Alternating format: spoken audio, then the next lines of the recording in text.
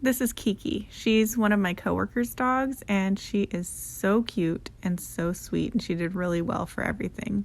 This is my first time working with Kiki, so before I give her bath, I'm putting her on the table just to see how she is with the comb and just kind of test out her personality a little bit and see how she is for everything. My coworker asked me to trim her rear feathers and her ears, but it's important to get any tangles out before you start to scissor any of these areas. She had a few knots in her rear feathers as well as in her tail, so I'm just combing those out. And she also had some knots behind her ears, which I combed those out as well.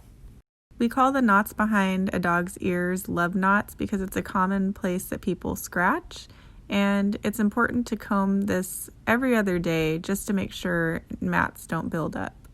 Now that I've assessed her personality, it's time for her bath.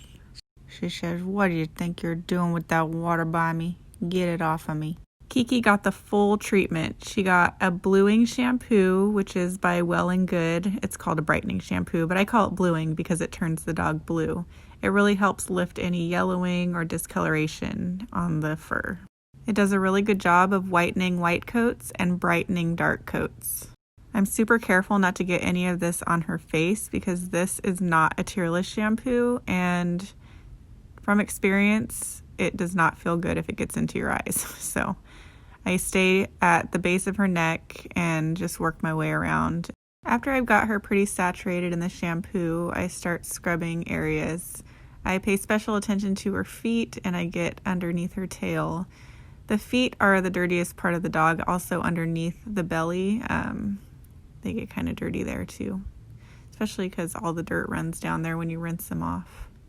I still have to make a conscious effort to make sure I really scrub those areas because sometimes I forget, and nothing is worse than having to rewash your dog. I was gonna shake, but psych. After I get the whitening shampoo off of her and my hands, I get a little bit of our blueberry facial and lather that onto her face. This is a tearless shampoo, but I'm still pretty careful not to get it into her eyes. I allow the blueberry facial to soak onto her face while I get her conditioner ready, and the conditioner smells like coconuts and it's just delicious, and it helps keep her soft and smooth and makes her smell really nice too. But fun fact, when your dog leaves the salon and they smell super delicious, it's not from the shampoo or the conditioner that we use. It's because we use dog-friendly perfume or cologne, and that is what really leaves the lasting smell on your dog. Also, just so you know, the more you wash your dog, the stinkier your dog's going to get faster. So use a perfume if you're really sensitive to the smell of your dog. And if your dog is really stinky really quick all the time, there are some things you can look into to see what's going on.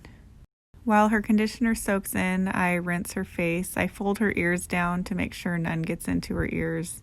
And I try to cover up her eyes as much as I can. Even though this is tearless, I like to try and keep it out of her eyes. But it's not always possible sometimes. But again, it is a tearless shampoo, so it doesn't hurt their eyes if it gets in there. After she's all rinsed off, I grab a towel and start to dry her face. And thus concludes Kiki's bath. Stay tuned for her haircut next visit.